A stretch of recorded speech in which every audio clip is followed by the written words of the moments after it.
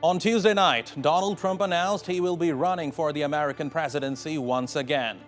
In order to make America great and glorious again, I am tonight announcing my candidacy for President of the United States. He is a deeply polarizing figure who has tried the patience of much of the American public.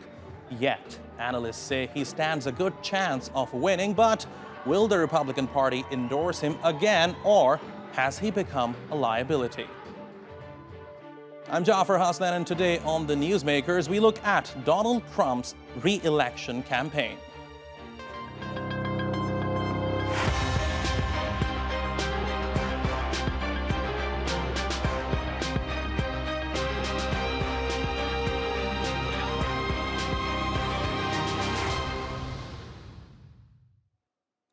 President Donald Trump's announcement that he is running for re-election comes just days after the underwhelming performance of the Republican Party in the 2022 midterm elections, including the losses of several Trump-endorsed election deniers. But while we still do not have a final result from the midterms, it is clear now that the race for a 2024 win has begun. The former president retains a strong advantage going into the Republican primaries. He's still the most dominant force in the party and has legions of admirers. But critics believe he may have other motives for running, saying he's likely hoping to garner some protection from the multiple ongoing criminal investigations. Former President Donald Trump is under investigation for the possible mishandling of classified documents. On the 8th of August, the FBI searched his Mar-a-Lago residence containing 15 boxes of material, including around 100 documents marked as classified. The search warrant cites 3 criminal laws, most notably the Espionage Act. The ongoing investigation could result in charges filed against Trump. And then there's his role in the Capitol riots on January 6, 2021. Trump supporters stormed the Capitol in an attempt to prevent the certification of Biden's presidency. The former president has denied responsibility for the attack. But after a series of hearings, the January 6 committee issued a subpoena to the Republican hopeful, demanding documents and testimony before the panel. He did not comply, and the Congressional Committee is evaluating further steps. Prosecutors in the state of Georgia are also investigating Trump's efforts to reverse election results. Look, all I want to do is this. I just want to find 11,780 votes, which is one more than we have, because we won the state.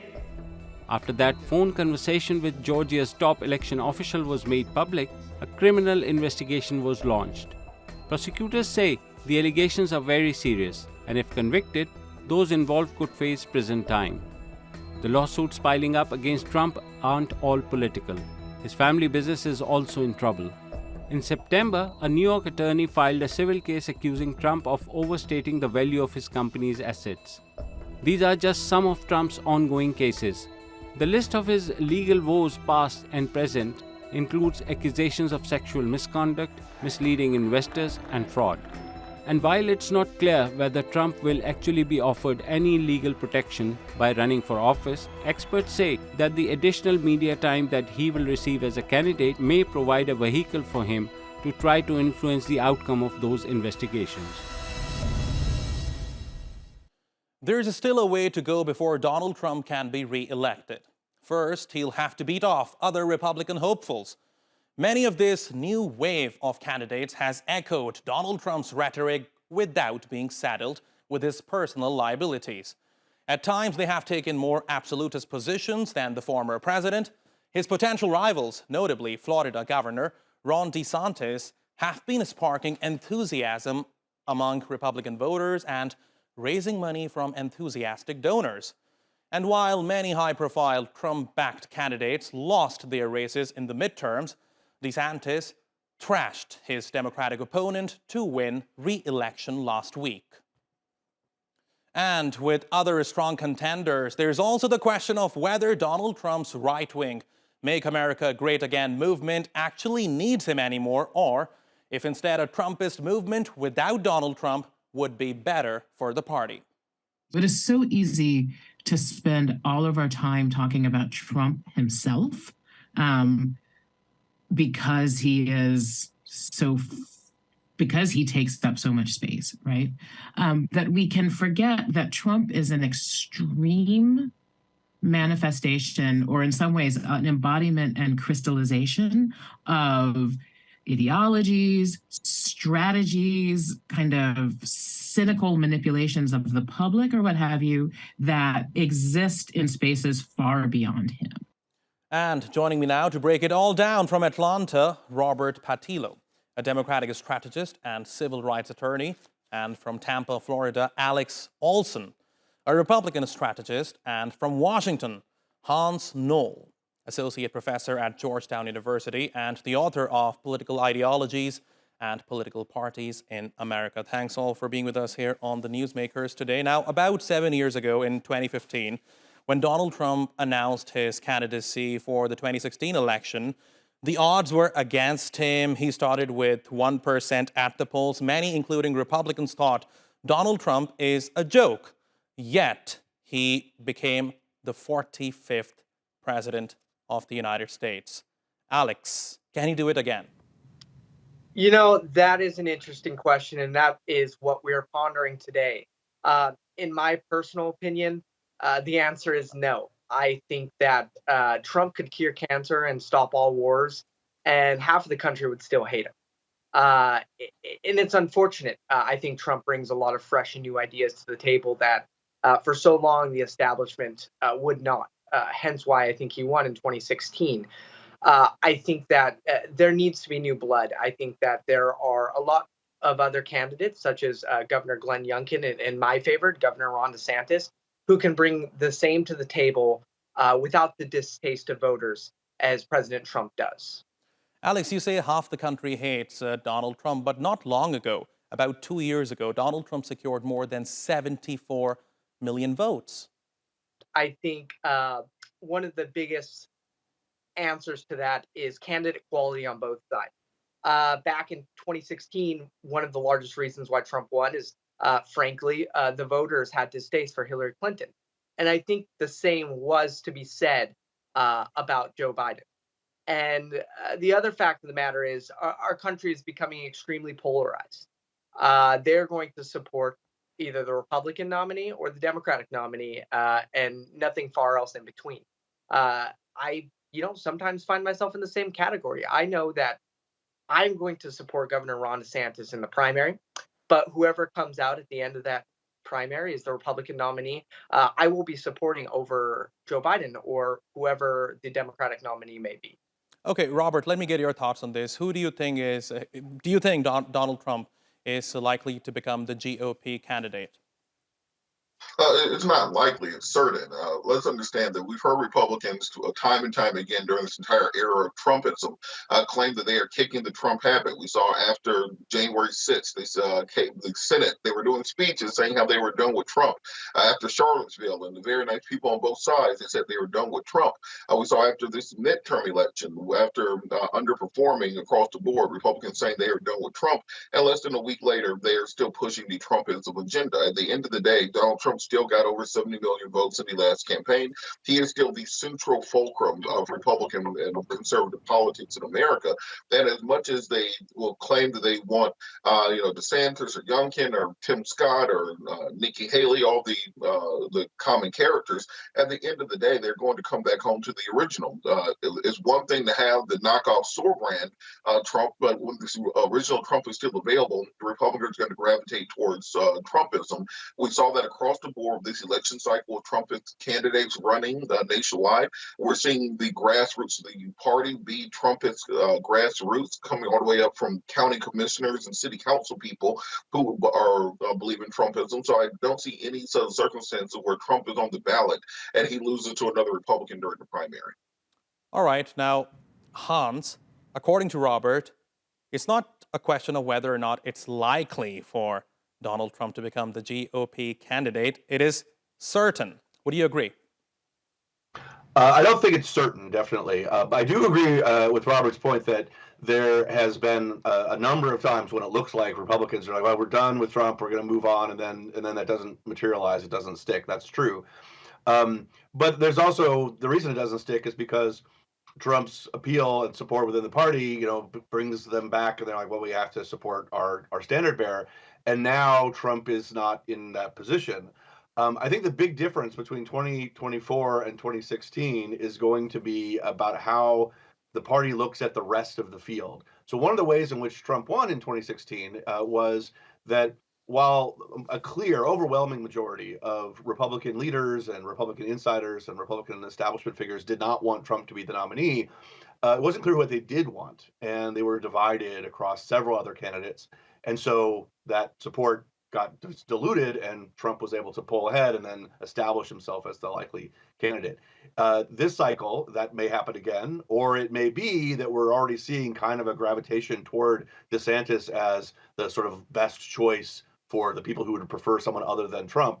If the party sort of rallies around DeSantis and encourages people that that's the right choice as an alternative, then the anti-Trump element within the Republican Party could get that. And DeSantis is well positioned. Both he sort of has some Trumpian elements in his appeal, but he also appeals to some of the other elements in the party that Trump does not appeal to. So it's a plausible story that DeSantis could become the alternative. Okay, but Hans, people used to say the same things about Jeb Bush back in 2015. So how is it different this time? Well, so people said that about Jeb Bush, but empirically they were wrong about how supported Bush was. So we, I have a book on presidential nominations. We spent a lot of time, counting where's the support, who are the party leaders who want which candidate. And in 2016, Jeb Bush wasn't even the most popular among the party leaders. Ted Cruz was, but neither Bush nor Cruz nor Rubio nor Kasich nor any of the other candidates that were sort of up there had an overwhelming level of support. This kind of support that was like, everybody clearly this is our choice. The Republican Party at that time was internally divided in a lot of ways, which direction it wanted to go. And so Trump was able to exploit that position. It may happen again, right? I don't know that it'll all sort of center around DeSantis, but like right now, it feels like it is. It feels like, most of the Republican Party is, like Alex, kind of liking DeSantis as maybe the good alternative, and it's not the kind of support. Right, but Hans, the powerful Republicans have bashed Donald Trump in the past, only to come crawling back. So it can happen again. It's very much likely, is it not? Absolutely. Yeah, it's entirely possible. Yeah, that's right. It's entirely possible. The difference is he is not in his position of power that he was in some of those early periods, but that happened after he was out of office with the impeachment process too. I think Trump's appeal is hard to fight. So yeah, that's absolutely right. All right. Now I want to broaden the discussion. Robert, let me come to you. While there are similarities between 2015 Donald Trump's presidential bid and 2022, some major things have definitely changed. For example, Mike Pence has mildly spoken against his former boss. Trump's beloved daughter, Ivanka, won't be campaigning for him in the upcoming election campaign. And two of GOP's mega donors have turned against Donald Trump. So can Donald Trump really pull off a successful campaign given all these factors? Absolutely. I think we write Donald Trump's political obituary every 2 weeks for the last 6 years, it seems like. There's always a different scandal. There's always a different monster of the week, as they used to say on cartoons in the 90s, that you're fighting against, where they say, well, this will be the end of Trumpism. He's under investigation. He's being indicted. He'll be arrested, so on and so forth. In the end, Donald Trump is still the most magnetic political figure in Western politics currently. Indeed, if you look internationally, you even see Trumpism taking hold in Europe, taking hold in the Middle East, kind of these broad-based populist anti-establishment candidates that claim to speak for the people. I think that we look at Trump, you still have to consider the fact that he has an army of 70+ million people who already support him in the bag. You have to look at the fact that across the country, even though Republicans underperformed, many of the Senate races that they lost with Trump as candidates were very thin margins. If you look at Dr. odds in Pennsylvania, we're talking about under 2%. Look at Blake Masters. If you look at Herschel Walker in Georgia, all of these candidates won, lost by very, very slim margins. So this idea that somehow Trumpism was on its back foot, I think with better campaign organization, with better surrogates out there speaking for him, there's no reason you can't keep the band back going. Trump had the benefit of 100% name recognition, unlimited fundraising, grassroots support going nationwide. So the idea that somehow you're going to have this insurgent challenger running on the same footing as Trump, unseating Trump when Trump is available, I don't think is realistic. Now, if you're talking about an establishment wing of the party candidate kind of coalescing support, let's say Brian Kemp in Georgia, who's a anti-Trumpist Republican, or even someone like a Mike DeWine in Ohio, those sorts of people, maybe you consider they can be an alternative to Trump. But the idea of somebody running in the same lane as Trump for the nomination and defeating him on his own turf just isn't realistic. Okay, now Alex, if Donald Trump is as popular as Robert says he is, then why is he not getting as much media attention as he used to in the past? For example, there's a lot of talking about even the right-wing media moving away from Donald Trump. For example, the Murdoch media. But is it really, though? For example, there was an op-ed. There were multiple op-eds in the New York Post, which were very critical of Donald Trump's. There have been op-eds in the Wall Street Journal, which are also very critical of Donald Trump. But surprisingly, when Donald Trump announced his candidacy for the presidential elections, his whole speech was given live on Fox News. And right after that speech, Fox News pundits were actually speaking very positive about Donald Trump, calling him very presidential. So has Murdoch media really turned against Donald Trump? Alex? Yeah, I don't think they've necessarily turned against him. And I think that we'll start with the mainstream media and why there hasn't been enough coverage. In 2016, Hillary Clinton outspent Donald Trump, and that scared a lot of folks. But what Trump had in the bag was earned media. I mean, Trump's name was every second of every media clip there was. And so I think mainstream media is trying to not make the same mistake. And I think conservative media is echoing that, right? There are a lot more divisions that I think some people see in the party. As I said, my firm, we're starting our Run to the Rescue PAC, and we're getting significant donors towards that. You're seeing folks like Sabin and Griffin, major GOP donors turning away from Trump. And I think that the conservative media, they don't want to let Trump in the room. They want to let this field play out in the case that there can be a challenger to Trump. And I think the most common reason right now is the Georgia runoff is in a month. I think that people want to silence Trump at least until that runoff is finished and Herschel Walker is declared the winner. Okay, now, Alex, you mentioned Trump's challenger. Let me put it to Hans. Hans, who is likely to give Donald Trump a tough competition from within the Republican Party? Is it going to be DeSantis, Pompeo, Mike Pence? What are your thoughts? Well, so I think right now we're seeing kind of a gravitation towards DeSantis, and so he'd be the first person that I'd think up. But I'd otherwise would agree with the earlier suggestion that we ought to think about the Republican Party as, having a group of Trump-like candidates, like perhaps DeSantis, and then a more sort of establishment anti-Trump-like candidates.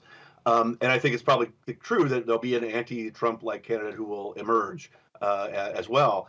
But one of the things to note is that the idea that everything works out to sort of a lane and there's going to be one candidate who can emerge in each lane is sort of not borne out in the past elections. What is more likely is that somebody who can bridge those lanes and can appeal to different factions within the Republican Party is the kind of person who will then get people to gravitate behind them.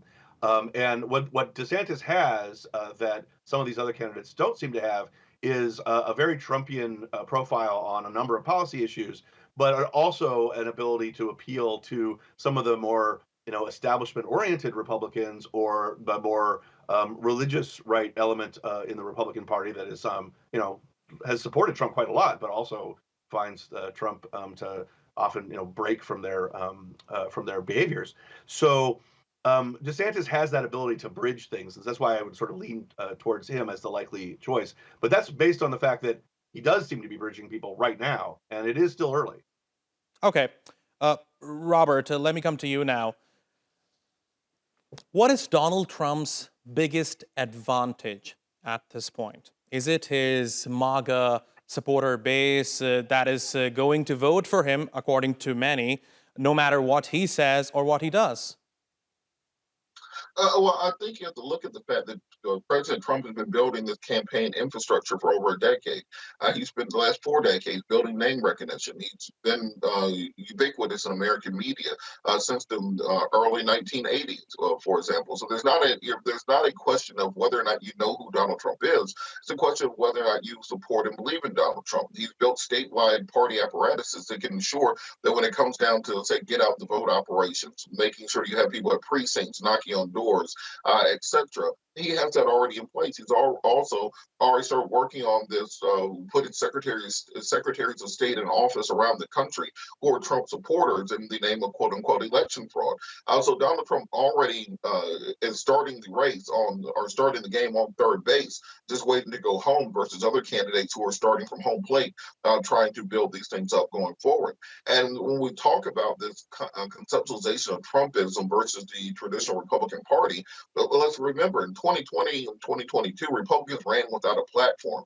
It's not as if they are running on some high-minded ideas around education or Social Security or healthcare, or national defense, or etc. They're running on a cult of personality. And so when the entire party is based upon this singular cult of personality, well, the person holding the personality, of course, is going to have the advantage. And as you see candidates around the country trying to emulate Trump, whether it's Kerry Lake in Arizona or Tudor Dixon in Michigan, because those people are still going to support him going forward. Okay, now Robert, I understand that you think that Donald Trump is going to most certainly be the GOP candidate for the upcoming presidential elections, but the former president is currently defending himself against a criminal election tampering inquiry in Georgia, a civil fraud case targeting his business empire in New York, a defamation lawsuit involving a sexual assault allegation, and federal probes into his role in the Capitol attack, and also his post-presidential handling of classified materials. So don't you think all these things can derail President Trump's plans? Not in the slightest. Let's think about 2016. He came into office with 27 separate accusations of sexual harassment or sexual assault against him. He's running in the Christian conservative wing of American politics, the family values wing of American politics, and he paid off a porn star to hide an affair, and he paid off another Playboy playmate. This before he got in 2016. He hasn't paid taxes in 20 plus years. There's always been this air of scandal around Donald Trump, and it goes. There was a show on Netflix years ago, House of Cards, where you ended up rooting for the president, Frank Underwood, despite all the crimes that he committed. And that's very much what we see from Trumpians. That the more scandals he gets himself into, it's as if they support him more, trying to see how he will weasel his way out of it, and you end up rooting for him. So, Robert, if I'm not mistaken, correct me if I'm wrong. You are saying Donald Trump is going to get away with it? Absolutely. 100% he's going to get away with it. I think Democrats have deluded themselves for the better part of a decade. I get your point. I get your point. Now, Hans, let me come to you. If Donald Trump does get away with all of these things, what does it tell us about America's democracy? Well, it's a, we'd like to think that a candidate who has problems like this would not be able to succeed. It's worth noting that, it's not just that he'll probably be able to sort of weasel around these problems, but that these problems are sort of central to the kind of appeal that Trump makes. Trump, is a populist. His populist appeal is built on the idea that there's a real America, or a real whatever country. There's a real America, and that real America will, be championed by a particular candidate, in this case, Trump. And so when the establishment goes after Trump, that's actually part of his appeal. He's like, look, they're after me because I'm fighting for you. And the people who find that appealing see him resisting these kinds of challenges as exactly evidence that he is who he says he is. I do think that the way in which the legal system grinds forward could eventually catch, but it's not going to catch in the court of public opinion. It's going to catch at some point where maybe there's some actual charge that then gets brought and then Okay. there's actual legal action. That's a long way down the road. Okay, now we're in the dying minutes of the program. Alex, before we end this program, I really want to ask you this question. If Donald Trump does become the next president of the United States, what do you think a second Trump presidency would mean for the world? You know, I think that's a very interesting question that we're going to have to ponder as we choose our nominee. I think that, or at least I hope that, he will coalesce a community of moderates to help him shape policy. I think that if he's going to want to see the GOP win another election, in the case that he wins the presidency, he's going to have to moderate his tone. And that's just what I'm hoping here. As someone who is going to work in this field for the rest of my life, will it happen? I don't know. Will Trump steer us out of the economic damages that Joe Biden has left us with? I don't know. But I'm hoping that he'll steady his rule if he was to win the election to be the next president of the United States. All right, still a lot of questions remain unanswered. We will see what happens. Time will tell. Alex, Hans, Robert, thanks very much for talking to us here on The Newsmakers, and thank you for watching. You can follow us on Twitter and be sure to subscribe to our YouTube channel. I'm Jafar Hasnan. See you next time.